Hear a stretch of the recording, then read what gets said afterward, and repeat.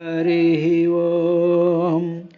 వరయోగీంద్రులు యోగ మార్గముల భావం బంధునే నీ మనోహర రూపంబుదలంచి ఏ గుణగణ ధ్యానంబుగ వింతుర పురుష శ్రేష్ఠ పరిగ్రహంబునకై వల్పార తధ్యాన గోచరమూర్తిన్ ధరియింతుగాదే పరమోత్సహుండనై మాధవ.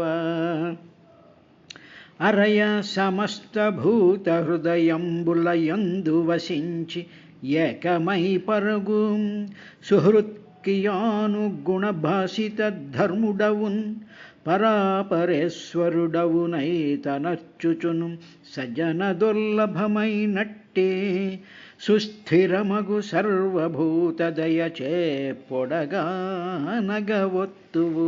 అచ్యుత.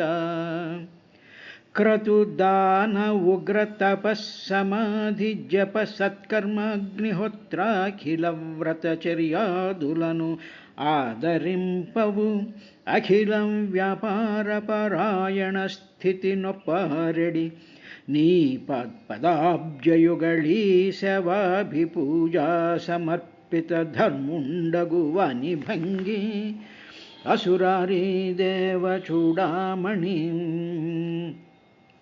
అఖిలం వ్యాపార పరాయణ స్థితి నొప్పారెడు నీ పదాబ్జయుగళీ శవాభిపూజ సమర్పిత ధర్ముండగు వాని భంగి అసురారీ దేవ చూడామణి. పురుషాధీశ భవత్పదాబ్జయుగళీ పూజాది కర్మక్రియా పరతంచందని మూఢచిత్తుని పశుప్రాయున్ మనుష్యాధమున్ జరయున్నంతమునొందజేయును అతి దక్షంబైన కాలంబు తద్గురు కాలాత్ముడవైన నీకు మది సంతోషంబునన్ మ్రొకేదన్.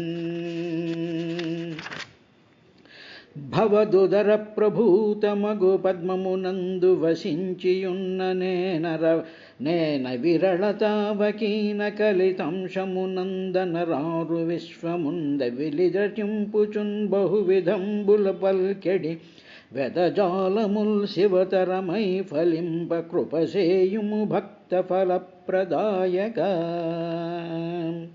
నాలోని జీవకోటులు వాలాయము నీకు గానవచ్చు నిపుడి నీవాలోకింపుము దారు విలోలహుతాసను నికరణీలోకస్తుత్య. హరి ఓం. అథాభిధ్యాయతః సర్గం దశపుత్రాః ప్రజజ్ఞిరే భగవచ్చక్తియుక్తస్య లోకసంతానహేతవః.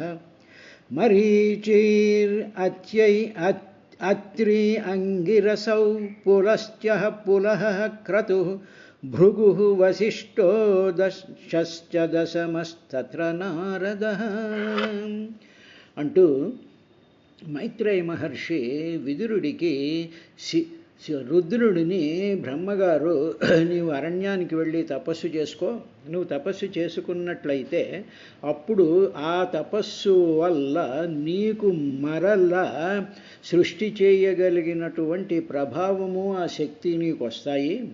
అప్పుడు ఆ శక్తి చేత సమస్తమైనటువంటి లోకాలకి మంగళకరమైనటువంటి సృష్టి చేయడానికి నీకు వీలవుతూ ఉంటుంది అని చెప్పి ఆయన బ్రహ్మగారు రుద్రుడికి చెప్తే ఆయన బాఢమిత్యము మామంచ వివేశ తపసేవనం.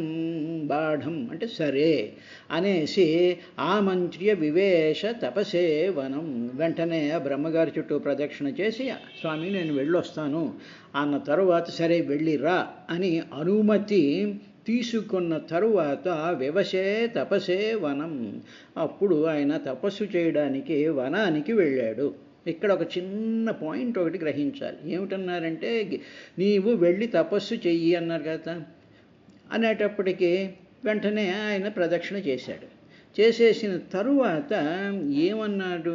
ప్రదక్షిణ చేసిన తరువాత సరే వెళ్తాను అన్నాడు. అన్న తర్వాత సరే వెళ్తాను అని చెప్పేసి గబగబా చెప్పులు వేసుకుని వెళ్ళిపోవడం కాదు. అప్పుడు మళ్ళీ అనుమతి తీసుకోవాలి. వెళ్ళమన్నది ఆయనే. వెళ్ళమన్న తరువాత మళ్ళీ ఆయన యొక్క అనుమతిని తీసుకున్నాను. నేను వెళ్ళొస్తాను, వెళ్ళమంటారా అని అనుమతి తీసుకుని వెళ్ళడం అనేటువంటిది సంప్రదాయం. ఇంట్లో తల్లిదండ్రులు వెళ్ళి ఆ కూరలు తేరా అని అందనుకోండి పిల్లాడిని, అనేటప్పటికి వాడు సరే అని చెప్పి బ్యాగును డబ్బులు తీసుకుని ఓహ పరిగెత్తుకుని వెళ్ళకూడదు. ఆ బ్యాగు అది తీసుకుని డబ్బులు తీసుకుని అమ్మ నేను వెళ్ళొస్తాను, వెళ్ళనా, వెళ్ళు జాగ్రత్తగా అని ఏదో ఇంకొక విషయం చెప్తుంది తల్లి.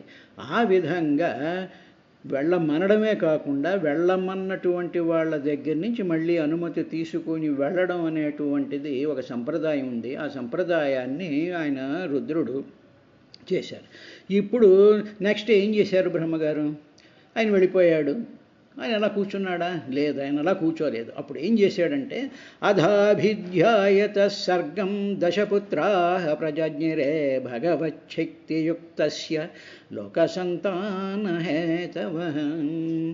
ఆయన బ్రహ్మగారప్పుడు భగవచ్చక్తియుక్తస్య, అప్పుడు భగవంతుడైనటువంటి వాడు, అదోక్షుడైనటువంటి వాడు, సర్వభూతాంతర శయనుడైనటువంటి ఆ పరమాత్మ యొక్క శక్తి చేత ఆయన నింపబడినటువంటి వాడై అప్పుడు ఆయన ఏం చేశాడంటే లోక సంతాన హేతవ, లోకములను లోకములలో ఉండేటువంటి ప్రాణులను సృష్టించడం కోసమని చెప్పి అప్పుడు ఆయన ఏం చేశాడు అంటే అభిధ్యాయత, ఆయన ఆలోచించడం ప్రారంభించాడు. అభిధ్యాయత, ధ్యాయంతం అంటే ఏమిటంటే, ధ్యాయంతం అంటే ఆలోచించడం, చింతించడం. Intensely to think, intense thinking అనేటువంటి ఒక ప్రాసెస్ని ఆయన అభిధ్యాయంత ఆయన చింతించేటప్పటికి, అంటే చింతించడం అంటే ఆలోచించాడు. ఏం చెయ్యాలి నెక్స్ట్ అనేటప్పటికీ ఆయనకి ఆ పరమాత్మ ఇచ్చినటువంటి ఆర్డర్ ఉందిగా, లోకాలను సృష్టించాలి, లోకాల్లో ఉండేటువంటి జీవుల్ని సృష్టించాలి, తర్వాత అవన్నీ చెయ్యాలి అన్నాడు. కాబట్టి ఇప్పుడు రుద్రుడేమో ఆయన అలా వెళ్ళిపోయాడు, సనకసనందాదులు అలా వెళ్ళిపోయారు. ఇక నెక్స్ట్ ఏం చేయాలి? మరి ఆయన యొక్క ఆర్డర్ పరిపాలించాలిగా. అప్పుడు ఆయన అభిధ్యాయంత ఆలోచన చేయడం ప్రారంభించాడు. ఆలోచన చేసిన తరువాత ఆ ఆలోచనల్లో ఏమున్నది అంటే భగవశక్తియుక్తస్య,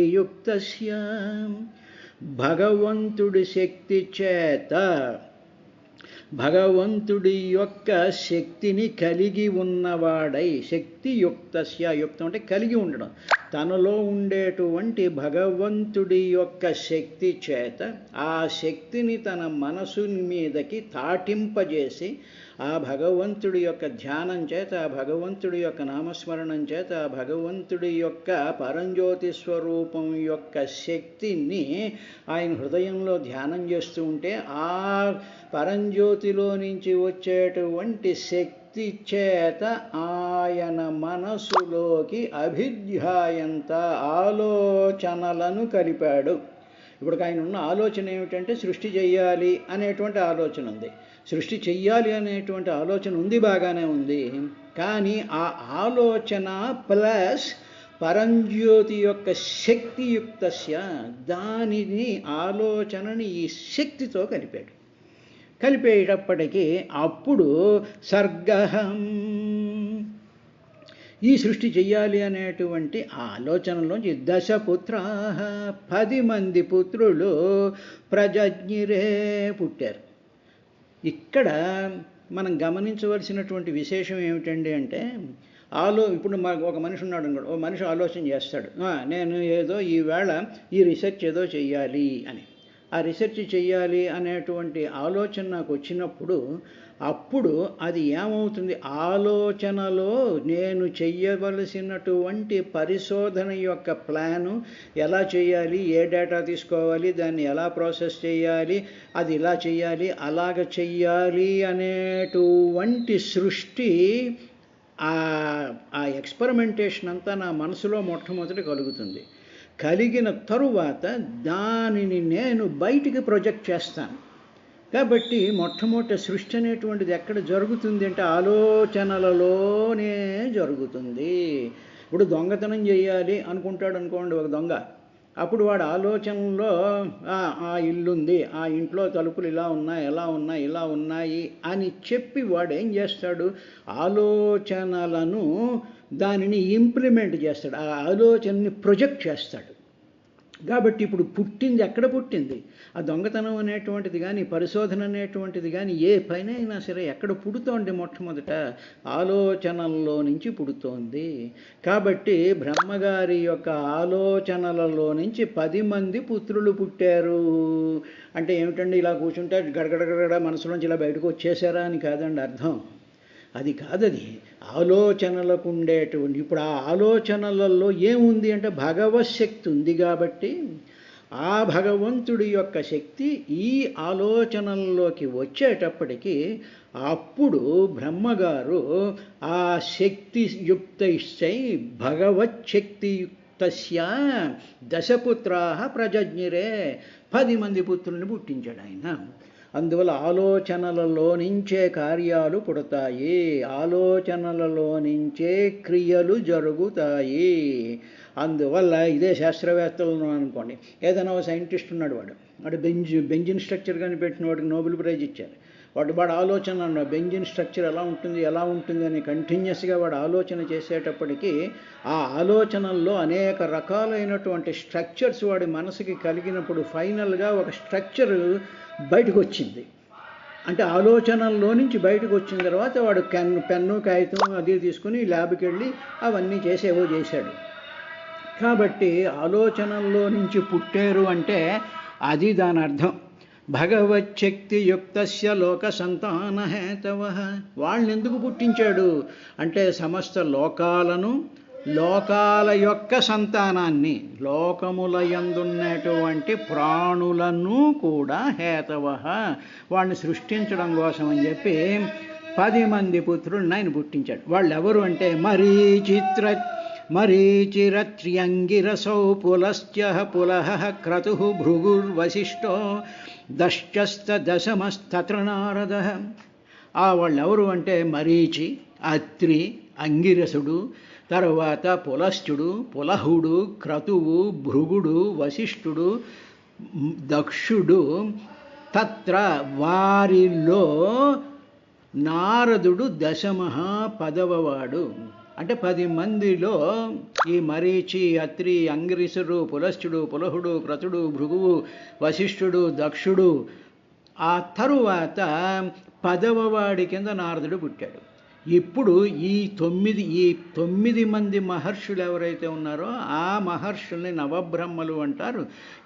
వీళ్ళు మనం చూస్తూ ఉండేటువంటి 14 లోకాలు, 14 లోకాలలో ఉండేటువంటి జీవరాశుల యొక్క అవి ఎలా ఉండాలి, వాళ్ళ ఆయుష్ ఉండాలి, వాళ్ళ ఆహారాలు ఏమిటి, వాళ్ళకి సంబంధించినటువంటివి ఏమిటి, వాళ్ళ యొక్క స్థితిగతులు ఎలా ఉండాలి అనేటువంటి సృష్టి చెయ్యడంలో బ్రహ్మదేవుడికి వీళ్ళు 9 మంది ఆ సృష్టి చెయ్యడానికి అయ్యారు. కానీ నారదుడు మాత్రం ఈ సృష్టిలో ఆయన ఏ విధమైనటువంటి పార్టు తీసుకోకుండా ఈ సృష్టింపబడినటువంటి లోకాలలో నారం విజ్ఞానాన్ని, భక్తిని, జ్ఞానాన్ని పంచుతూ సమస్త లోకాలలోకి సంచారం చేసి ఒక సూత్రంలాగా, ఒక తాడులాగా అన్ని లోకాల్ని కలిపేటువంటి ఒక జ్ఞాన సూత్రంలాగా నారదుడు పనిచేస్తూ ఉన్నాడు. ఇప్పుడు వాళ్ళు ఎలా పుట్టారు అంటే ఉత్సంగాన్నారదో యజ్ఞే దక్షో అంగుష్టాత్ స్వయంభువః ప్రాణాద్వశిష్ఠః సృంజాతో భృగుస్త్వచికరాత్ క్రతుః. నారదుడు స్వయంభువుడైనటువంటి బ్రహ్మవారి యొక్క ఉత్సంగాత్ ఒళ్ళో నుంచి నారదుడు పుట్టాడు. దక్ష ప్రజాపతి, ఆ దక్షుడున్నాడే ఆయన అంగుష్టాత్ బ్రహ్మగారి యొక్క బొటను వేరు నుండి జజ్ఞే ఆయన పుట్టాడు. తరువాత ప్రాణాత్ వశిష్ఠః బ్రహ్మగారి శరీరంలో చెలిస్తూ ఉండేటువంటి ప్రాణశక్తిలో నుంచి వశిష్ఠ మహర్షి పుట్టాడు. ప్రాణాద్ వశిష్ఠః తరువాత భృగు త్వచి, త్వచి అంటే చర్మం. ఆ బ్రహ్మదేవుడి యొక్క చర్మంలో నుంచి భృగు మహర్షి పుట్టాడు. కరాత్ క్రతు, చేతుల నుండి క్రతువు అనేటువంటి ఆయన సంజాత, వాళ్ళు పుట్టారు. అంటే స్వయంభువుడైనటువంటి బ్రహ్మగారి ఒడిలో నారదుడు, బొటనవేరులో నుంచి దక్షుడు, ప్రాణంలో వశిష్ఠుడు, చర్మం నుండి భృగువు, చేతి నుండి క్రతువు పుట్టారు. ఇక మిగతా వాళ్ళు ఉన్నారే, పులహో నాభితో యజ్ఞే, ఈ పులహుడు ఉన్నాడే ఆయన బ్రహ్మగారి యొక్క బొడ్డులో నుంచి పుట్టాడు. పులశ్చ కర్ణయో, పులస్య మహర్షి కర్ణయో, ఆయన బ్రహ్మగారి యొక్క చెవుల్లో నుంచి ఆయన జజ్ఞే, ఆయన పుట్టాడు. అంగిరా ముఖత, అంగిరసుడు ముఖంలో నుంచి అక్ష్ణ, అక్ష్ణ అంటే అక్షులు అన్నమాట, కన్నుల్లో నుంచి అత్రి, మరీచిన్ మనసోభవతు, మరీచి బ్రహ్మగారి యొక్క ఆ మనసు నుండి అభవత్ పుట్టెను. అంటే ఏమిటి, ఇప్పుడు పులహుడేమో బొడ్డు నుండి, పులశ్చుడి చెవుల నుండి, అంగిరసుడి నోరు నుండి, అత్రేమో కంటి నుండి, మరీచి ఆయన యొక్క మనసు నుండి పుట్టారయ్యా ఓ విదురా అని చెప్పి నట్టుగా పరీక్షన్ మహారాజుకి ఈ నవబ్రహ్మల యొక్క వృత్తాంతం, వాళ్ళ యొక్క జన్మం ఎక్కడి నుంచి వచ్చింది అనేటువంటి విషయాన్ని సుఖబ్రహ్మ పరీక్షన్ మహారాజుకి విశదీకరిస్తూ ఉండేటువంటి సందర్భంలో దీన్నంతటినీ కూడా అక్కడ నైమిషారణ్యంలో సౌనికాది మహర్షులకి ఈ నవబ్రహ్మల యొక్క ఆ ఆవిర్భావం యొక్క స్థితిని ఆయన చెప్తూ ఉన్నారు. ఇప్పుడు మనం గమనించవలసినటువంటి విశేషం ఏమిటండి అంటే, బొడ్డులో నుంచి పుట్టడం, కంట్లో నుంచి పుట్టడం, చెవుల్లో నుంచి పుట్టడం అనేటువంటివి అది ఒక రకమైనటువంటి ఒక సింబాలిక్ రిప్రజెంటేషన్ ఇవ్వడానికి అవి పనికొస్తుంది. ఎందుకంటే ఎవరైతే ఎక్కడెక్కడి నుంచి పుట్టారో అటువంటి పుట్టినటువంటి ఆ నవబ్రహ్మలు ఆయా స్థలాలలో ఉండేటువంటి శక్తులను సర్వజీవరాశులలోనూ కూడా నిక్షిప్తం చేసినటువంటి వాళ్ళందరూ కూడా. ఈ విధంగా జరిగిన తరువాత ధర్మ స్తనాద్ దక్షిణతో యత్ర నారాయణ స్వయం, అధర్మ పృష్ఠతో యస్మాన్ మృత్యులోక భయంకర. ఓ విదురా, బ్రహ్మగారి యొక్క కుడి స్థనం నుండి, కుడి పార్ట్ ఆఫ్ ది ఆ హృదయం నుండి ధర్ముడు అనేటువంటి ప్రజాపతి పుట్టాడు. తరువాత ఆయన నారాయణుడే స్వయంగా ఆయనకు కుమారుడై అవుతాడు. ఆ ధర్ముడు అనేటువంటి ఆ ప్రజాపతికి నారాయణుడే స్వయంగా ఆయనకి కుమారుడై పుట్టాడయ్యా. తరువాత బ్రహ్మగారి వీపు నుండి అధర్మం పుట్టింది. ఆ అధర్మంలో నుంచి లోకాలను భయం గొల్పే, అన్ని లోకాలలోనూ కూడా భయం కలిగించేటువంటి మృత్యుస్వరూపం కూడా బ్రహ్మగారి వీపు నుండి పుట్టింది. ధర్మ స్తనాత్ దక్షిణతో, ధర్ముడు, స్తనాత్ దక్షిణత, కుడి స్తనం నుండి యత్ర నారాయణ స్వయం, అతనికి ఆ ఎవని వలనైతే ఆ ధర్ముడికి నారాయణుడు స్వయంగా పుట్టాడు. అంటే దాని అర్థం ఏమిటమ్మా, యతో ధర్మస్తతో జయ, యతో కృష్ణస్తతో ధర్మ అనుంది కదా. అంటే ధర్మంలోనే నారాయణుడు ఉంటాడు. ఏ ధర్మాన్ని ఎవరు ఆచరించాలో ఆ ఆచరించేటువంటి ధర్మస్వరూపంగా నారాయణుడు ఉంటాడు. కాబట్టే ధర్మ స్తన దక్షిణతో ఎక్కడైతే ధర్మం ఉంటుందో అక్కడ నారాయణ స్వయం, ఆ ధర్ముడికి నారాయణుడు పుట్టాడు అంటే దాని అర్థం అది. ఇప్పుడు అధర్మ పృష్ఠతో, బ్రహ్మగారి వీపు నుండి అధర్మం పుట్టింది. ఆ పుట్టినటువంటి అధర్మం ఏం చేస్తోంది అంటే, యస్మాత్, ఏ అధర్మం అయితే పుట్టిందో దాని నుండి మృత్యుర్లోక భయంకర, లోకాలన్నిటినీ భయం కలిగించేటువంటి మృత్యువు అధర్మంలో నుంచి పుట్టింది. కాబట్టి ఈ అధర్మపరుడైనటువంటి వాడికి ఎప్పుడు కూడా భయంతో పడి చేస్తూ ఉంటాడు. వాడు అధర్మంగా ఆస్తులు సంపాదించాడు, అధర్మంగా అధికారాన్ని సంపాదించాడు, అధర్మంగా ప్రవర్తన చేస్తూ ఉండేటువంటి వాడికి ఎప్పుడూ కూడా ప్రాణభయం వాడికి ఉంటూ ఉంటుంది. అందుకని మనం చూస్తూనే ఉన్నాగా, ప్రాణభయంతో వాడు ఎన్ని సెక్యూరిటీలు ఎంతంత ఎత్తులతో గోడలు కట్టేసేసుకుని ఎక్కడికక్కడ చెట్ల మీదను కొట్టేస్తారేమోని చెట్లను కూలగొట్టేసేసి ఇలాగా భయంకరమైనటువంటి అధర్మపరుడికి ఆ మృత్యు భయం నిత్యం వెంటాడుతూనే ఉంటుంది. వాడి మనసునే, వాడి చేతినే వాడు నమ్మడు, వాడి బంధువులనే వాడు నమ్మడు. అంత భయంకరమైనటువంటి స్థితి అధర్మపరుడికి ఉంటుంది. ఈ అధర్మం బ్రహ్మగారి యొక్క పృష్ఠభాగం వెనక భాగంలో నుంచి పుట్టింది. కాబట్టి అధర్మం ఎప్పుడూ కూడా వెనకనే ఉంటుంది. అధర్మం చేసేటువంటి వాడు ఎవడు డైరెక్ట్గా డబ్బు తీసుకోడుగా. అవినీతి లంచాలు తీసుకునేటువంటి వాడు ఆ ఫలానా హోటల్కి రండి అక్కడ తీసుకుంటా, నేను ఆఫీసులో తీసుకోనంటాడు. ఏదో వీడు ఆఫీసులో ఏదో పెద్ద ధర్మపరుడిలాగా. కాబట్టి అధర్మం అంతా కూడా వెనకాలే జరుగుతూ ఉంటుంది అని చెప్పడం కోసం అధర్మభావం లోపలుంటుంది, పైన మాత్రం ధర్మంగా నటిస్తున్నట్టుగా ఉంటూ ఉంటారు మానవులందరూ కూడా. ఇటువంటి హిపోక్రసీ అనేటువంటిది అధర్మం. అది మృత్యులో ఒక భయంకరమైనటువంటిది. సరే, ఇది అయిన తర్వాత బ్రహ్మగారి యొక్క హృది కామో భ్రువః క్రోధో లోభశ్చాత్ అదరధచ్చదాత్ ఆస్యాద్వాక్సింధవో మ్రేఢాన్ నిర్వృతి పాయోరఘాశ్రయః.